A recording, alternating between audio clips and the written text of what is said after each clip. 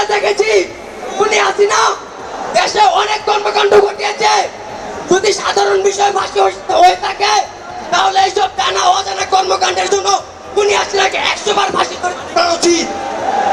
নির্বাচনের জন্য পাগল হয়ে যাচ্ছে। আমরা তাদের উদ্দেশ্যে বলতে চাই, আমরা নির্বাচনের জন্য রক্ত দেইনি, আমরা নির্বাচনের জন্য অঙ্গ দেইনি, আমরা সংস্কার চাই। আগে দেশের সংস্কার হবে, তারপর হবে নির্বাচন, তার আগে কোনো নির্বাচন হবে না।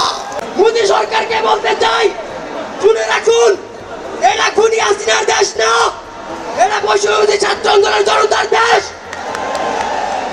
আপনাকে বলতে চাই, শুনুন, আপনি বলেন হাসিনাকে নাকি দেশে দিবেন না। আমরা ভালো করে বলে দিতে চাই, ভালো করে শুনে রাখুন, উনি হাসিনাকে ফেরত দিবেন এবং আমরা তাকে ফাঁসির ঝুড়িতে ঝুলাবো।